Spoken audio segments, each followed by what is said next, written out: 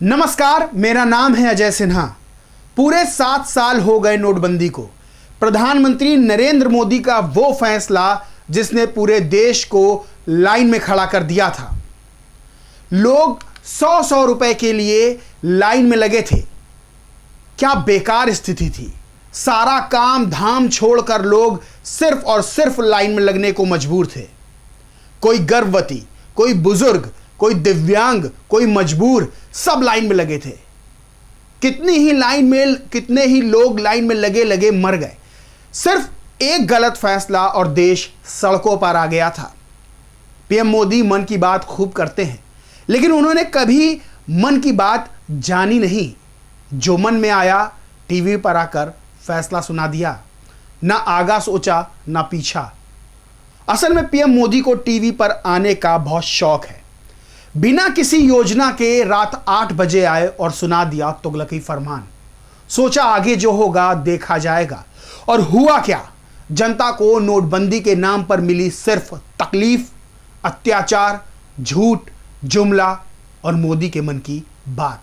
7 साल बाद जब नोटबंदी के फैसले को मुड़कर देखते हैं तो लगता है कि कितना खोखला फैसला था।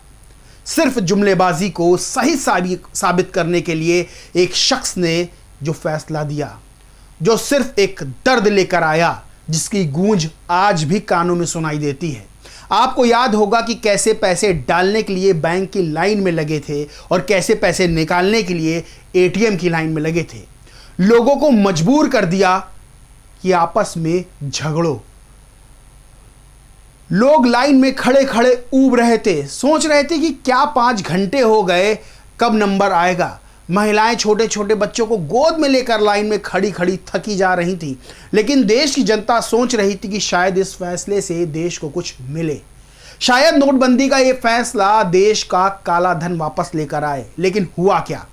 पीएम मोदी का यह फैसला सिर्फ और सिर्फ जुमलेबाजी साबित हुआ। ना देश में काला धन आया और ना ही भ्रष्टाचार खत्म हुआ। बस लोगों को तकलीफों के दौर से गुजरना पड़ा। 500 और 1000 के नोट बंद करके 500 और 2000 के नए नोट लाए गए। आज मोदी सरकार ने 2000 के नोट भी बंद कर दिए। अपने ही गलत फैसले पर जरा सी शर्मिंदगी जाहिर नहीं की। देश पीएम मोदी के फैसले से तो जूझ ही रहा था। दूसरी तरफ गोदी मीडिया मोदी के फैसले का गुणगान करने में लगी थी। मोदी के चाटुकार सुधीर चौधरी से लेकर श्वेता सिंह जैसे लोग 2000 के नोटों में चिप पर ज्ञान दे रहे थे कि जहां 2000 के नोट एक साथ रखे जाएंगे वहां सैटेलाइट बता देगी कि कितना पैसा कहां रखा है। और वो दिन था जब देश में पत्रकारिता का स्तर गिरना तेजी से शुरू हो गया था। और मोदी भक्ति में आज भी स्तर का गिरना पत्रकारिता के लगातार जारी है। आज भी ये गोदी मीडिया के लोग देश की जनता के साथ खिलवाड़ कर रहे हैं, उनका मजाक बना रहे हैं। मोदी की चाटुकारिता में इस कदर लीन है कि गलत को गलत कहने की हिम्मत इन लोगों में नहीं आई है। जिस तरह से इन लोगों ने देश की जनता का मजाक बनाया था वो आज भी लोग भूले नहीं हैं। Centre for monitoring Indian economy यानी CMIE ने अपनी एक रिपोर्ट में कहा था कि केंद्र सरकार के नोटबंदी के फैसले के बाद अगले 4 महीनों में 15 लाख लोगों की नौकरी चली गई। रिपोर्ट में यह भी कहा गया था कि नोटबंदी के कारण भारत में कारोबार को 61,000 करोड़ रुपए का नुकसान हुआ। देश में के बाजार में मौजूद 81% करेंसी कागज का टुकड़ा साबित हुई। क्या यह फैसला सही था? देश की गाड़ी कमाई कागज के टुकड़ों में बदल गई, सिर्फ इसलिए क्योंकि एक आदमी खुद को भगवान साबित करना चाहता था। सिर्फ इसलिए क्योंकि एक आदमी खुद को सबसे बड़ा काबिल साबित करना चाहता था। सिर्फ इसलिए क्योंकि एक आदमी खुद को टीवी पर चमकाना चाह रहा था। सिर्फ इसलिए क्योंकि एक आदमी अपना फैसला देश की जनता से ऊपर थोपना चाहता था। या सिर्फ इसलिए क्योंकि एक आदमी देश की जनता की भावनाओं के साथ खेलना चाहता था। याद होगा आपको 8 नवंबर 2016 की वो रात जब 8 बजे अचानक टीवी पर पीएम मोदी ने घोषणा की कि 500 और 1000 के नोट अब नहीं चलेंगे। देश में नोटबंदी लागू की जाती है।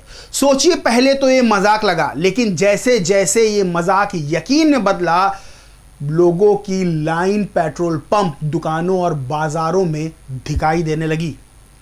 लोगों को पता ही नहीं था कि ये फैसला है क्या। बाद में समझ आया कि असली लाइन तो बैंक और एटीएम के बाहर लगनी है।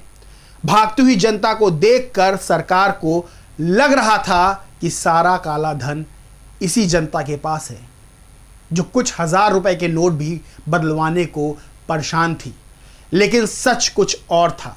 जब नोटबंदी हुई तब देश में शादियों का सीजन था। हजारों घरों में शादियों का माहौल था। एक पिता अपनी बेटी के लिए पैसे इकट्ठा करके सोच रहा था कि अपनी जिंदगी भर की कमाई से बेटी की धूमधाम से शादी करूंगा। लेकिन नोटबंदी ने सारे अरमानों पर पानी फेर दिया था।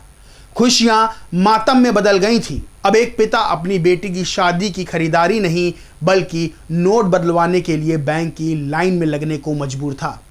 सवाल यह उठता है कि क्या यह फैसला सही था? सवाल यह उठता है कि यह फैसला लाया क्यों गया?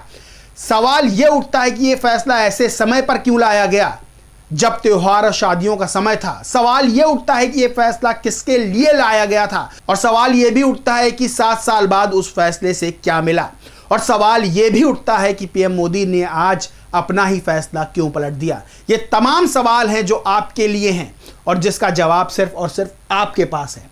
इस रिपोर्ट में बस इतना ही। अगर ये रिपोर्ट आपको पसंद आई हो तो वीडियो को लाइक करें, वीडियो को शेयर करें और चैनल को सब्सक्राइब करना और बेल आइकन दबाना बिल्कुल ना भूलें, जिससे सारी नोटिफिकेशन आप तक समय पर पहुंचती रहे। जय हिंद, जय भारत।